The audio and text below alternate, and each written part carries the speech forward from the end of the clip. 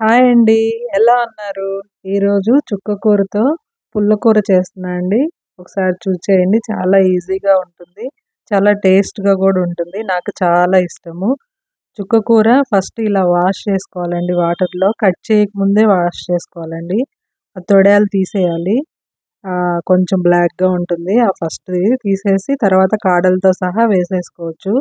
చాలా ఈజీగా ఉడికిపోతుంది అన్ని ఆకుకూరల కంటే. ఇలా సన్నగా కట్ చేసుకొని, ఒక 10 కట్టలు అలా తీసుకున్నానండి. ఉడికేసరికి కొంచెమే అవుతుంది.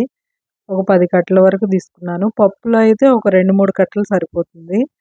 ఇలా గిన్నె నిండుగా వచ్చింది గదండీ! కట్ చేస్తే వాష్ చేసుకొని, తర్వాత పచ్చిమిర్చి, ఆనియను, టమోటా, పసుపు, కొంచెం ఆయిల్ వేసుకొని, ఒక గ్లాసు చిన్న గ్లాస్ అయినా సరిపోద్దండి. వాటర్ వేసుకుంటే సరిపోద్ది. మూత పెట్టేస్తే చాలా ఫాస్ట్‌గా ఉడికిపోయిద్దండి. అన్నీ ఆకుకూరల కన్నా గూడా చుక్క కూర ఫాస్ట్‌గా ఉడికిపోతుంది. ఇందాక గిన్నె నిండుగా ఉంది గదండీ! చూడండి ఉడికేసరికి అడుగుకొచ్చేసింది. కొంచెమే అయితుందనమాట. అందుకే ఎక్కువ క్వాంటిటీ తీసుకోవాలి చుక్క కూర. ఇంక దీంట్లో పులుపుకి సంబంధించి ఏమి ఎయనవసరం లేదు. చింతపండు అవి గాని, ఉప్పేసి, ఎనిపేసుకొని యాజ్ ఇట్ ఈజ్ పప్పులాగా పోపు వేసేసుకోవడమే అండి. పప్పులాగా చేసుకోవడమే. కాకపోతే కందిపప్పు అవేమి ఉండవనమాట. ఉత్త ఆకుకూరతోటే. ఈ వీడియోలో చూయించిన విధంగా పోపు పెట్టేసుకోవాలి.